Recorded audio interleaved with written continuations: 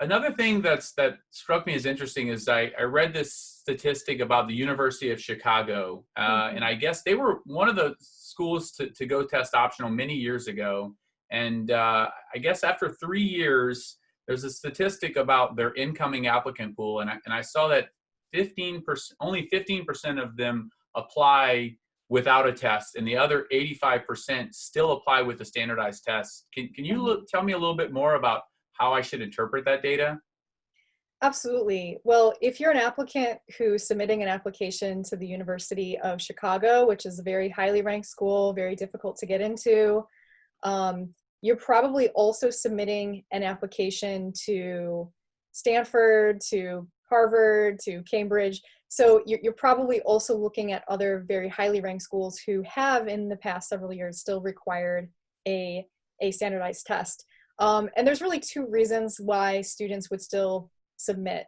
Number one, if they're really good at taking tests, they probably had a high score and they just wanted to supplement their application with this proof that they can also sit down for 4 hours and really churn out a bunch of math problems, which is what many of the University of Chicago students do as college students. So it does make sense. The other reason is that, and I've talked to students who just didn't even realize that the University of Chicago was test optional. So when they sit down at the College Board website and list out every single school that they want their report to be sent to, they also put the University of Chicago in there, not even realizing that you don't necessarily need it for consideration.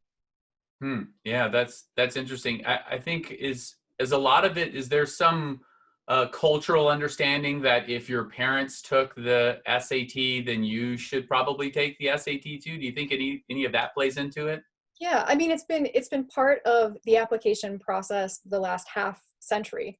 So if someone's parents went through the same process, they are probably thinking that things are operating in the same way today, and that's not necessarily true. Although it doesn't hurt. I always tell students who are a little bit confused, because there are also other really top schools like Wake Forest that doesn't require a test score either, and students are often wavering, should I submit this or should I not? If you're at least at the 50th percentile of what that class typically looks like. So if the freshman class scores between a 1200 and a 1400, and you have a 1320, go ahead and submit that. That's what shows to the college that you are in our general ballpark.